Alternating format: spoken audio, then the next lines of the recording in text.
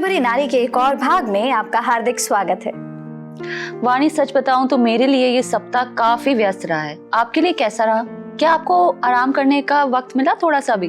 बिल्कुल नहीं नतान्या, मुझे बिल्कुल आराम करने का समय ही नहीं मिला। इनफैक्ट मैं ये कहूँगी कि आराम करना मेरे लिए बहुत मुश्किल था। वैसे तो हम सप्ताह के अंत का बेसब्री से इंतजार करते हैं, लेकिन ये पल भर में भाप की तरह समाप्त हो जाता है। मुझे हैरानी होती है कि मैंने इस पूरे सप्ताह किया क्या है। आप जानती हैं वाणी कि मैं एक छोटे बच्चे की माँ हूँ, इसलिए मेरे पास अपने लिए समय नहीं है। मेरा समय जिसके बारे में दूसरे लोग डींगे हाँकते हैं। जी हाँ, कभी कभी मैं अपना धीरज खो देती हूँ जब मैं उन बड़ी जिम्मेदारियों से परेशान हो जाती हूँ जिन्हें मुझे अकेले उठाना पड़ता है। और कभी कभी ये बहुत ज़्यादा हो जाता है, इतना ज़्यादा कि मैं समझ ही नहीं पाती हूँ, क्योंकि कुछ काम ऐसे होते हैं जो सिर्फ हम ही कर सकते हैं। कुछ चीज़ें ऐसी होती हैं जो महिलाएं ही कर सकती हैं, पुरुष नहीं कर सकते। जी, आप बिल्कुल सही कह रही हैं और मैं आपसे बिल्कुल सहमत हूँ। मुझे कभी कभी ऐसा लगता है जैसे मेरा दिमाग इधर उधर भटक रहा है, जैसे मुझे हर तरफ से खींचा जा रहा है। इस मुश्किल समय में मैं धीरज कैसे रखूं? नतान्या, आपको वो समय याद है? आपने कभी सोचा है कि क्या उस समय हमारी परदादी में धीरज था? एक बार अगर वापस जाके देखें, सोचिए कि हम इन सभी आधुनिक उपकरणों या मशीनों से घिरे हुए हैं जो हमें झटपट काम करने में मदद करती हैं। हम कितने खुशकिस्मत हैं कि हमारे पास ये मशीनें, उपकरण हैं जो हमारे रोज के कामों में हमारी मदद करते हैं। सच बताऊं वाणी, तो अगर मेरे पास ये नहीं होते तो मैं दिन के अंत में अपने काम के बोझ से घबरा जाती। बिल्कुल सही। हमारे रोज के काम अक्सर हमारी जिंदगी पर हावी हो जाते हैं और हमें थका देते हैं, जिससे हम बहुत चिड़चिड़े, गुस्से वाले हो जाते हैं। मेरे आसान शिकार मेरे बच्चे और मेरे पति हैं। काम पर या बाहर जो धीरज मैं दिखाती हूँ वो घर में आते ही खत्म हो जाता है। बहुत बार होता है मेरे साथ भी ऐसा, क्योंकि मेरी अधीरता कई बार मेरे पिताजी और मेरे भाई पर ही प्रबल हो पाती है, क्योंकि मेरे घर में वही हैं। और सोचिए ऐसा क्यों होता है? क्या इसलिए कि हमारा परिवार हमारा फैसला नहीं करेगा? शायद इसलिए वाणी कि हमारे पास वो आजादी है, मन में दबे गुस्से को बाहर निकालने की असामान्य आजादी है। और वो गुस्सा निकालना हमें अक्सर शांत कर देता है। कई बार हम यही अनुभव करते हैं। दूसरी तरफ ये मुझे ऐसे बुरे बर्ताव के लिए अपराध बोध से भी भर देता है। बिल्कुल सही कहा आपने।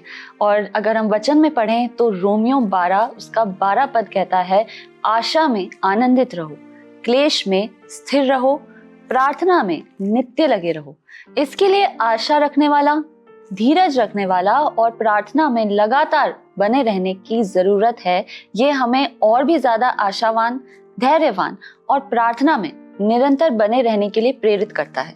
अगर हमें पवित्र शास्त्र को देखना है जो सम्मति, सलाह और आराम का स्रोत है, तो हम उनमें से बहुत व्यक्तियों को याद कर सकते हैं जो कठिनाइयों में धीरज रखकर और प्रार्थना के साथ प्रभु का इंतजार करके अपने विश्वास को बनाए रखते थे। आराम और दिलासा का एकमात्र स्रोत हमारा परमेश्वर। ये सारा नाम की एक विश्वासी महिला से शुरू होता है। उसकी उम्र को देखते हुए उसके धीरज ने कुछ कठिनाइयों का सामना किया, इसलिए उसने मानवीय शर्तों पर कुछ योजना बनाने की कोशिश की। उसने अपनी मिस्री दासी हागार हजीरा से उनके लिए एक बेटा पैदा करवाया। क्या उसने परमेश्वर की प्रतिज्ञा, एक जाति का इंतजार करते हुए अपनी आशा और धीरज खो दिया था? परमेश्वर ने उत्पत्ति 12:2 में कहा, और मैं तुझसे एक बड़ी जाति बनाऊंगा। 12:7, यह देश मैं तेरे वंश को दूंगा, तुम्हारी संतान को मैं यह देश दूंगा। जब अब्राहम ने कहा कि उसकी कोई संतान नहीं है और उसे लगा कि शायद उसका नौकर ही उसका वारिस होगा, तो परमेश्वर ने अब्राहम की निराशा को देखते हुए बहुत जोर देकर अपनी प्रतिज्ञा को दोहराया। जी हाँ, परमेश्वर ने उससे एक सपने में, दर्शन में बात की थी, जो कि उत्पत्ति 15 उसका 4 और 5 में मिलता है। आकाश की ओर दृष्टि करके तारागण को गिन, क्या तू उनको गिन सकता है? फिर उसने उससे कहा, तेरा वंश ऐसा ही होगा। जब परमेश्वर प्रतिज्ञा करते हैं तो हमें याद रखना चाहिए कि दूसरा कुरिन्थियों 12 और दूसरा कुरिन्थियों 1:20 में लिखा है, क्योंकि परमेश्वर की जितनी प्रतिज्ञाएं हैं वे सब उसी में हाँ के साथ हैं। इसलिए उसके द्वारा आमीन भी हुई कि हमारे द्वारा परमेश्वर की महिमा हो। यह आयत इस बात पर जोर देती है दर्शकों कि परमेश्वर की सारी प्रतिज्ञाएं यीशु मसीह के द्वारा पूरी और पक्की होती हैं, जिससे वे विश्वास करने वालों के लिए विश्वसनीय बन जाते हैं। सारा का धीरज कुछ समय के लिए खत्म हो गया। हालांकि उसने संतान उत्पन्न करने की उम्र के बाद भी इंतजार किया। कुछ लोग कहते हैं कि वो मेनोपॉज यानी कि मासिक धर्म का बंद होना तक पहुंच गई होगी। अपनी इंसानी कमजोरी में उसने अपने पति को हाजीरा के साथ संबंध बनाने के लिए कहकर जल्दबाजी की। मुझे याद है कि परमेश्वर ने 3 व्यक्ति के साथ अब्राहम को ममरे के बांज वृक्षों के बीच कड़ी धूप के समय दर्शन दिया। परमेश्वर ने उसे विश्वास दिलाया था कि अगले साल तक सारा को एक बेटा होगा। याद है वाणी, सारा इस बात पर हंसी थी क्योंकि वे दोनों बूढ़े थे और ये कैसे मुमकिन होगा। परमेश्वर जानते थे कि सारा के मन में क्या विचार चल रहे थे। उत्पत्ति 18:13-14 में लिखा है, तब यहोवा ने इब्राहिम से कहा, सारा ये कहकर क्यों हंसी कि क्या मेरे जो ऐसी बुढ़िया हो गई हूँ सचमुच एक पुत्र उत्पन्न होगा? क्या यहोवा के लिए कोई काम कठिन है? नियत समय में अर्थात वसंत ऋतु में मैं तेरे पास फिर आऊंगा और सारा के पुत्र उत्पन्न होगा। मेरा मानना है यहाँ नतान्या कि धीरज के लिए अभ्यास की ज़रूरत होती है, नहीं तो मनुष्य का जल्दी करने का एक स्वभाव सामने आ सकता है और हमारे विश्वास की यात्रा को नष्ट कर सकता है। आपने बिल्कुल सही कहा है और हमें धीरज रखने का अभ्यास करना भी चाहिए। ये रातों रात नहीं आता, ये एक यात्रा की तरह है। सारा के मामले में उसके धीरज की एक लंबी यात्रा जल्दबाजी में लिए गए फैसले में खो गई थी। शायद अगर मैं सारा की जगह होती तो मैं भी उसकी तरह फिसल जाती। मुझ में यह हिम्मत नहीं होती कि मैं ये मान सकूं कि मेरा प्रतिज्ञा निभाने वाला परमेश्वर असंभव काम भी कर देगा, क्योंकि अगर वो कहता है कि वो करेगा, चाहे कितना भी समय लगे, वो हमें कभी निराश नहीं करता। प्यारे दर्शकों, क्या आपने कभी ऐसी मुश्किल का सामना किया है जब आप थक गए हों और इंतजार करते करते धीरज खो दिया हो और परमेश्वर की प्रतिज्ञाओं को छोड़कर खुद से फैसला लिया हो और गंभीर नतीजों का सामना किया हो?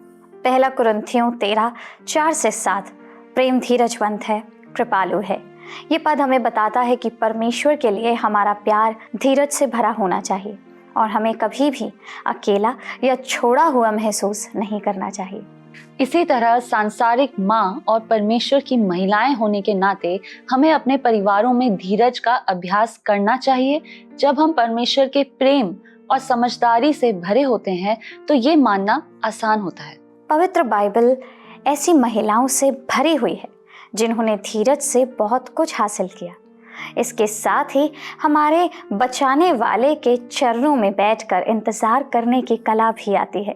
जी हाँ, जब आप इंतजार करने की बात करते हैं तो क्या इस इंतजार का कोई खास वर्णन या सीमा है, खासकर तब जब उन्होंने हमसे किसी दर्शन या पवित्र शास्त्र की किसी लाइन के द्वारा प्रतिज्ञा की हो? बहुत अच्छा प्रश्न करा है आपने। हमें हमेशा याद रखना चाहिए कि उनकी समय रेखा, टाइमलाइन बहुत अलग है। हम मनुष्य शायद ये ना समझ पाए कि वो किस तारीख या समय पर हमारी प्रार्थनाओं का जवाब देना चाहते हैं। जी हाँ, हमारा कर्तव्य बस इंतजार करना होगा। अगर हम उन 5 कुंवारियों को याद करें जिनके बारे में हमने पिछले सप्ताह बात की थी, तो वे तैयार थीं और सबसे जरूरी बात, धीरज रखने वाली थी। जी हाँ, उन्हें बस इतना पता था कि दूल्हा आ रहा है। उन्हें कभी नहीं पता था कि दूल्हा कब आएगा। भले ही वो किसी अजीब समय पर आए, उन्हें तैयार रहना था और नियत समय का इंतजार करना था। बिल्कुल वाणी, हमारे उद्धारकर्ता यीशु मसीह के तरह जिन्होंने हमें हमारे अनंत निवास में ले जाने के लिए आने की प्रतिज्ञा की है। हम पक्का जानते हैं कि वो आ रहे हैं, लेकिन कोई भी समय या अवसर नहीं जानता। हमें उनसे मिलने के लिए तैयार रहना होगा और उनकी महिमामय वापसी का धीरज से इंतजार करना होगा, जहां हम उनसे बादलों में मिलेंगे। बाइबल में बहुत सी धर्मी स्त्रियां हैं दर्शकों, जिन्होंने बिना किसी शिकायत के धीरज से प्रभु के समय का इंतजार किया कि वो उन्हें पुनर्स्थापित कर दें और उन बोझों से छुटकारा दिला दें जो उन्होंने उठाए थे। जी हाँ, हम हन्ना को कैसे भूल सकते हैं, जो धीरज से एक बच्चे के लिए तरस रही थी, शिलो के मंदिर में रोई थी और एक चमत्कार की आशा कर रही थी। जी हाँ, एल्काना की पत्नी, जिसके पनिन्ना से कई बच्चे थे, लेकिन वह अपनी पत्नी हन्ना से प्यार करता था, पर वह उसे कभी संतान नहीं दे सकी। हन्ना का धीरज धरना आसान नहीं था। बांझ होने के कारण उसने पनिन्ना से अपमान सहा। अपने पति के अत्यधिक स्नेह और दिलासा यानी कि सांत्वना के बावजूद वो दुख से टूट गई थी। दूसरी पत्नी को इतने सारे बच्चों को जन्म देते देखना उसके लिए कितना अपमानजनक रहा होगा। क्या आपको याद है कि याजक एली ने उसे मंदिर में देखा और नशे में समझ लिया था? वो कितनी निराश रही होगी और परमेश्वर से बच्चे के लिए रो रो कर विनती कर रही होगी। हम बस इतना जानते हैं कि उसकी लगातार और सच्ची प्रार्थना परमेश्वर की योजना में उसका गहरा विश्वास और अपने बेटे शमूएल को परमेश्वर की सेवा में देकर एक बड़ा निजी त्याग करने की उसकी इच्छा ही उसकी पहचान थी। जी हाँ, जरा सोचिए दर्शकों कि परमेश्वर को वह चीज़ वापस देने के लिए कितनी उदार रही होगी, जिसके लिए उसने पूरी लगन से प्रार्थना की थी, जिसके लिए एक बहुत बड़े दिल की ज़रूरत होती है। वो अपना मन बदल सकती थी। हन्ना और अब्राहम दोनों ही अपनी कीमती चीज़ें उस स्वर्गीय पिता को निष्ठापूर्वक वापस देने को तैयार थे, जिन्होंने उन्हें यह दिया था।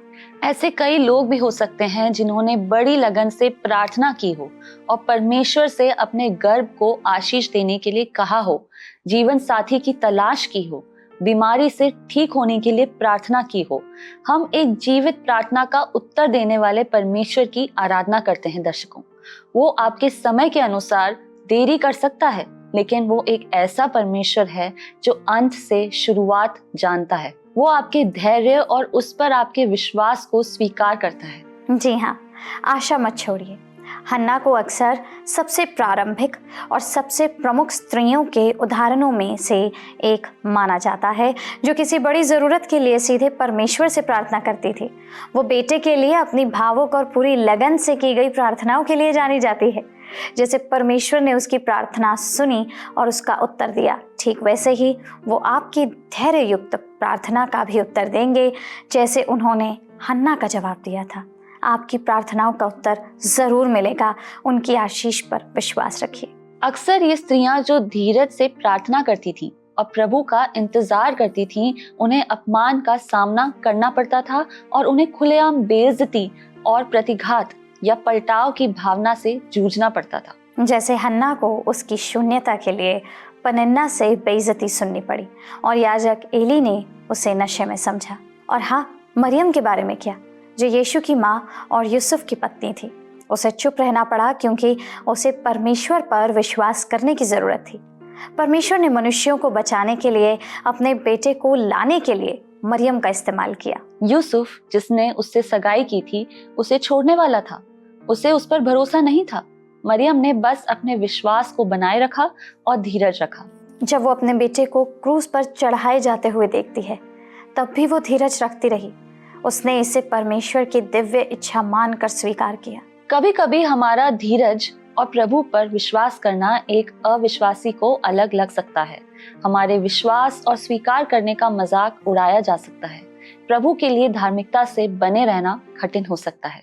जी हाँ नतान्या, मैं आपसे बिल्कुल सहमत हूँ। यहाँ आज की दुनिया में हम देखते हैं कि हम पुराने और खोए हुए माने जा सकते हैं जब हम इस आधुनिक दुनिया में अपने विश्वास की यात्रा साझा करते हैं, जो बुनियादी बदलाव वाले और प्रगतिशील विचार वाले हैं। जी हाँ, इस जीवन में धैर्य से अपने मसीही मूल्यों को बनाए रखना बहुत जरूरी है। हमारी प्रार्थनाओं या हमारी इच्छाओं की कोई गारंटी नहीं हो सकती। हो सकता है कि वे परमेश्वर की योजनाओं या निर्णयों से मेल न खाएं। हमें इस बात का पूरा भरोसा होना चाहिए कि इन सभी कठिन हालातों में परमेश्वर हमारे साथ है।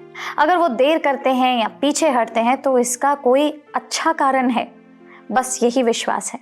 जी हाँ, और हमें बस ये कहना होगा कि वो सबसे अच्छा जानते हैं। जी, धैर्य की धारणा से कोई कैसे जूझता है। मैं बहुत सारे पदों को मानने और इसके बारे में प्रार्थना करने की पूरी कोशिश करती हूँ, फिर भी मुझे इस गुण को सीखने में मुश्किल होती है। मैं समझ सकती हूँ वाणी, क्योंकि ये जीवन की एक यात्रा है।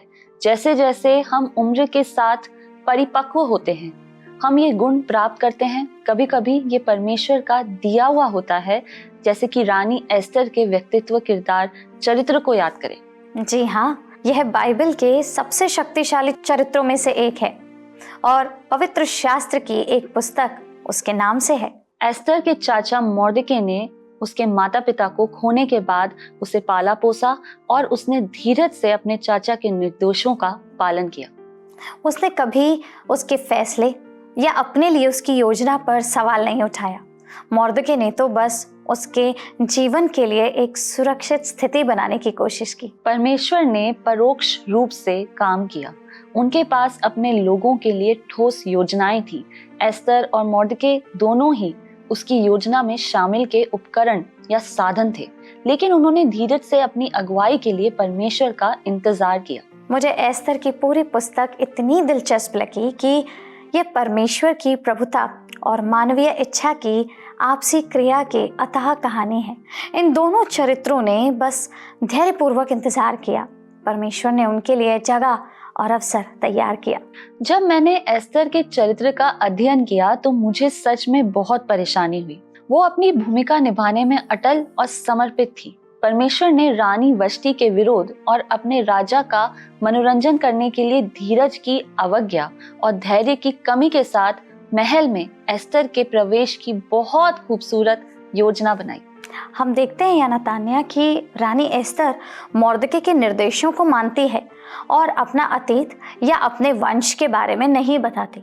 वो जीतने के लिए झुकती है, वह झुककर जीत हासिल करती है ना? जी हाँ। और हम ये भी पाते हैं एक यहूदी लड़की महल में आती है और उसे रानी चुना जाता है। हमें ये नहीं भूलना चाहिए कि अगर वो रानी नहीं बनती तो वो हमेशा हरम यानी कि स्त्री गृह में रहती। हालांकि उसका मानना था कि उसका परमेश्वर निजी तौर पर काम करता है। उसने धीरज से एक छोटी शुरुआत की और प्रतिष्ठा की बड़ी ऊंचाइयों तक पहुंची। जी हाँ, और जब हम ये देखते हैं कि किस तरह उसने बिना सवाल किए निर्देश मानने का फैसला लिया, इसे पढ़कर एक बार घबराहट होती है। खासकर जब आप आवेगशील राजा क्षयर्ष के बारे में सुनते हैं, जो अपने मनमौजी विचार और इच्छाओं के हिसाब से राज करता था। कुछ भी निश्चित नहीं था। मानवीय दृष्टिकोण से उसने एक ऐसे जीवन में कदम रखा जो उतार चढ़ाव भरा था, अचानक और बहुत ज्यादा बदलावों वाला। क्या आप सोच सकते हैं वाणी कि वो हर दिन क्या सोचकर उठती होगी? उसे तो पता नहीं था कि उसे राजा के कमरे में बुलाया जाएगा या उसकी पहचान बताई जाएगी। इन सब से ऊपर हम बाइबल में पढ़ते हैं कि उसने प्रार्थना और उपवास किया, जो शांति और समझ का सही जरिया था। और उस समय के बारे में क्या, जब मोर्दके ने उसे यहूदियों का प्रतिनिधित्व करने के लिए राजा से बात करने के बारे में बताया था? मुझे याद है, स्मरण करें कि उसने अपने लोगों से उपवास और प्रार्थना करने के लिए कहा था और वो और उसके दासियों ने भी वही किया था। वो प्रभु से मिले भरोसे के साथ राजा के पास गई थी कि जो उसे प्रार्थना से लाभ प्राप्त हुआ था। आपको क्या लगता है नतान्या यहाँ पढ़कर कि उसने रानी के तौर पर कब धीरज रखा होगा? मुझे ऐसा लगता है वाणी कि उन 2 दिनों के दौरान जब उसने राजा और हामान को भोज के लिए बुलाया तो उसने धीरज बनाए रखा। परमेश्वर ने उसे उन मुश्किल हालात में शांत रहने में मदद की जब उसके लोग अपने भविष्य को लेकर अनिश्चित थे। जी हाँ, बिल्कुल ठीक कहा आपने। उसने सही अवसर का धीरज से इंतजार किया। इस बात के बावजूद कि राजा ने उसे अपना आधा राज्य देने का प्रस्ताव दिया था, पर उसने संपत्ति हथियाने से खुद को रोका। इस स्थिति में उसका निस्वार्थ स्वभाव ही सबसे अलग दिखता है। वो लालची या जल्दी में नहीं थी। उसने बहुत चतुराई से हामान को बेनकाब किया, जिसने इन 2 दिनों में अपनी आशाएं बढ़ा ली थी। मैं आपसे बिल्कुल सहमत हूँ यहाँ नतान्या। इन 2 भोजों के दौरान उसके धीरज ने यह साबित कर दिया कि उसके परमेश्वर की योजना के अनुसार जब उसने काम किया और हामान की तरह कोई घटिया काम नहीं किया, तो परमेश्वर ने उसकी अगुवाई करी। उसने अपने समुदाय की भलाई के लिए काम किया, भले ही इससे उसकी अपनी स्थिति के लिए बहुत बड़ा खतरा था। आप सही कह रही हैं वाणी। एक रानी के तौर पर वो आसानी से किसी भी जिम्मेदारी से इनकार कर सकती थी, लेकिन उसने अपने लोगों के भविष्य को सुरक्षित करने के लिए प्रार्थना और उपवास के साथ परमेश्वर पर भरोसा रखा। बिल्कुल सही। एस्तर को अपनी सुरक्षा से भी बड़े किसी चीज के लिए जीने की चुनौती मिली थी। उसने धीरज के साथ मान, मर्यादा और हिम्मत से ये जिम्मेदारी उठाई। क्या परमेश्वर आपको ऐसी स्थितियों में डाल रहे हैं जो चुनौतीपूर्ण और खतरनाक हैं? क्या आप चुनौती का सामना करेंगे और बहादुरी से खतरे का सामना करेंगे? कृपया परमेश्वर के वचन में बने रहिए और उसके वादों पर भरोसा रखिए। हम एक ऐसे परमेश्वर की आराधना करते हैं जिसके लिए कुछ भी असंभव नहीं है। वो हमें ऐसे तरीकों से इस्तेमाल कर सकता है जो हमारी समझ से परे हैं। जैसा कि हमने एस्तर के बारे में बात की, मुझे नए नियम की हन्ना की भी याद आती है। उनकी जिंदगी भी कठिनाइयों में डटे रहने, परमेश्वर के सही समय पर भरोसा रखने और बड़ी हानि के बाद भी आशा बनाए रखने की अहमियत सिखाती है। जी हाँ, हम देखते हैं हन्ना उम्र में बड़ी थी, विधवा थी और शायद समाज उन्हें नजरअंदाज करता था। फिर भी वो एक बहुत ही सच्ची भविष्यवक्ता थी जिसने दशकों तक परमेश्वर की निष्ठापूर्वक सेवा की। उसकी कहानी दिखाती है कि परमेश्वर किसी भी व्यक्ति का इस्तेमाल कर सकते हैं, चाहे उसकी आयु या हालात कुछ भी क्यों ना हो। उसने शादी के सिर्फ 7 साल बाद ही अपने पति को खो दिया था, लेकिन वो कठोर नहीं हुई या उसने अपना विश्वास नहीं खोया।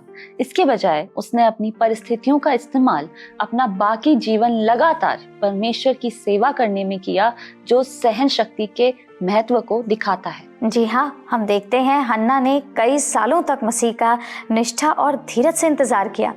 उसकी कहानी हमें याद दिलाती है कि परमेश्वर का समय एकदम सही होता है और इंतजार करना मुश्किल हो सकता है, लेकिन यह परमेश्वर में विकास और गहरे भरोसे का समय होता है। उसके धीरज ने उन्हें लगातार प्रार्थना करना और आराधना करने का जीवन जीने में मदद की। हन्ना मंदिर में शिशु यीशु को देखने पर उनकी प्रतीक्षा किया और मसीह को पहचानने के लिए तैयार की गई थी। आराधना और प्रार्थना में बिताया गया जीवन हमारी आंखें खोलता है ताकि हम अपने आसपास परमेश्वर के काम को देख सकें। हन्ना ने इस बात पर ध्यान दिया कि वो अपनी स्थिति में क्या कर सकती है, ना कि इस पर कि वो क्या नहीं कर सकती। उनका उदाहरण हमें अपने पास मौजूद संसाधनों और क्षमताओं के साथ परमेश्वर के राज्य में योगदान देने के लिए प्रोत्साहित करता है, चाहे वो कितने भी छोटे क्यों ना लगे। क्या आप में से ज्यादातर लोग आयु, बीमारी या कठिन हालातों से परेशान हैं? याद रखें कि परमेश्वर इन मुश्किल समय में भी आपका इस्तेमाल कर सकते हैं। ऐसा कुछ भी नहीं है जिसे वो ठीक नहीं कर सकते। जी हाँ, आपके हालात फिर से पुनर्स्थापित हो सकते हैं और आप अपने आसपास के लोगों के लिए एक सच्ची गवाही बन सकते हैं। कभी कभी हालात हमें परख सकते हैं। नए नियम में इलिशिबा और जकरिया के बारे में याद है आपको? जी हाँ, बिल्कुल। हम पाते हैं कि बाइबल में उसे और उसके पति को परमेश्वर के सामने धर्मी बताया गया, जो परमेश्वर के आदेशों के अनुसार जीते थे। उनके पास बच्चा नहीं था, फिर भी उन्होंने धीरज रखा जब तक कि जिब्राइल नाम का स्वर्गदूत उनके सामने नहीं आया और ये घोषणा नहीं की कि उसकी पत्नी एक बेटे को जन्म देगी। जी हाँ, एलिशबा ने भी धीरज रखा। उसकी कहानी को अक्सर विश्वास, धीरज और धार्मिक जीवन के उदाहरण के तौर पर दिखाया जाता है, तब भी जब उसे आलोचना और चुनौतियों का सामना करना पड़ा। वो बहुत बूढ़ी हो रही थी, है ना? जी हाँ, हमने यही देखा है कि आयु अधिक होने के बावजूद एलिशबा गर्भवती हो गई और 5 महीने तक खुद को छिपा कर रखा। वो बहुत ज्यादा अनिश्चित और परेशान रही होंगी। जी हाँ, बाइबल कहती है कि उन दिनों में मरियम ने शीघ्र ही जकरिया के घर में जाकर इलिशिबा को नमस्कार किया। ज्यों ही इलिशिबा ने मरियम का नमस्कार सुना, त्यों ही बच्चा उसके पेट में उछला और इलिशिबा पवित्र आत्मा से परिपूर्ण हो गई। वो परमेश्वर के आदेश का बहुत पालन करते थे। एलिशबा और जकरिया ने स्वर्गदूत जिब्राइल के निर्देश के अनुसार उसका नाम यूहन्ना रखा। यूहन्ना बपतिस्मा देने वाला, वह भविष्यवक्ता जिसने यीशु के लिए मार्ग तैयार किया था। वाह, ये बहुत ही प्रभावशाली बात है। धीरज एक ऐसा गुण है दर्शकों जो कुछ ही लोगों में होता है। इलिशिबा ने परमेश्वर पर भरोसा रखा और स्वर्गदूत ने उसके पति को जो भी कहा उसने उसका पालन किया। 5 कुंवारियां हमें बहुत सारे गुण सिखाती हैं और बाइबल हमें इस बात का पक्का प्रमाण देती है कि उनके धीरज का फल कैसे मिला। मुझे जो बात हैरान करती है वाणी, वो ये है कि उनके धीरज ने उनके विश्वास को मजबूत किया और वे अपने बनाने वाले के प्रति अपनी भक्ति में अटल साबित हुए। नतान्या, हम देखते हैं कि हम अलग अलग पीढ़ियों और अलग अलग संस्कृतियों में रह रहे होंगे, लेकिन एक खास बात है, एक चीज हमेशा समान रहती है, हमारा परमेश्वर। वो नहीं बदलता, ना कभी बदलेगा, और इसलिए उस परमेश्वर पर हमारा विश्वास पक्का और अटल होना चाहिए। जी हाँ, आज के भाग के अंत में आपके लिए एक प्रश्न है। क्या आप अपने दैनिक जीवन में परमेश्वर का धीरज से इंतजार कर रहे हैं? आइए उन पर भरोसा करें, क्योंकि वो हमें निराश नहीं करेंगे। हमें उम्मीद है कि आपको आज का ये भाग पसंद आया होगा, और अगर आपने इससे कुछ सीखा है तो आप अपने जीवन में इसे ज़रूर जगा दीजिएगा, ताकि कोई और भी आपके द्वारा इसे सीख सके। अगर आप इस भाग को किसी के साथ साझा करना चाहते हैं तो हमारे YouTube चैनल वर्ड रिसाउंड्स हिंदी में ये उपलब्ध है, आप वहाँ से इसे साझा कर सकते हैं। अगर आपके पास कोई प्रार्थना निवेदन है तो स्क्रीन पर आ रहे नंबर पर हमें कॉल अवश्य कीजिएगा। हमें इंतज़ार है ताकि मिलकर आपके लिए प्रार्थना कर सकें और परमेश्वर में जयवंत हो सकें। हम आज के लिए आपसे विदा लेंगे, लेकिन परमेश्वर के इस वचन के साथ आपको छोड़े जा रहे हैं, और नतान्या के उस प्रश्न के साथ आपको छोड़े जा रहे हैं, ताकि आप उस पर मंथन जरूर करें और परमेश्वर पर अत्यंत दृढ़ भरोसा करना सीखें। हम अगले सप्ताह फिर मिलेंगे, तब तक प्रभु आपके साथ रहे। ठीक इसी जगह पर मिलेंगे, इसी वक्त मिलेंगे।